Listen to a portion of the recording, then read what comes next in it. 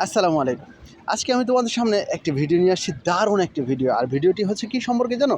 ভিডিওটি হচ্ছে ইংরেজি সম্পর্কে। তোমরা ইংরেজি বলা কিভাবে বলতে পারো, খুব সহজে বলতে পারো, সেই বিষয়টি নিয়ে আমি তোমাদের সাথে কথা বলবো এবং ছোট ছোট বাক্যে কীভাবে তোমাদের ইংরেজিগুলোকে ব্যবহার করতে পারো। আগামী 90 দিনে একটি প্ল্যান নিয়েছি, যেখানে আমি সকাল বিকাল 2টি করে ভিডিও দিব। তোমার যদি ভালো লাগে তাহলে তুমি এই ভিডিও দেখে শিখতে পারো।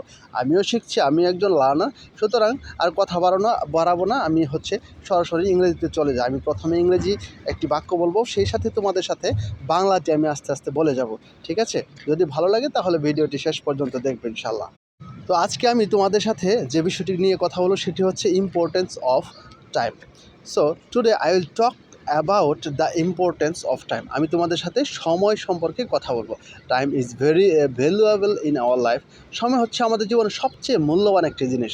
ওয়ান্স টাইম ইজ গন, যদি একবার সময় চলে যায়, we can never get it back. আমরা কখনো এই সময়টাকে ফিরিয়ে আনতে পারি না। Successful people always respect time.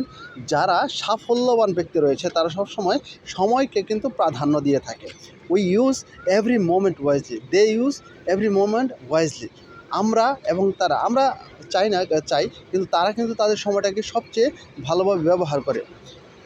So we should not waste our time on useless things. বাজে কিছু করে আমাদের সময়টাকে ব্যয় করা যাবে না। We should use our time for learning and improving our self. আমাদের নিজেকে উন্নত করতে আমাদের সময়টাকে ব্যবহার করা উচিত। রিমেম্বার, মনে রাখবা, টাইম ইজ লাইফ। সময় হচ্ছে জীবন। Thanks for watching my video and see you next time.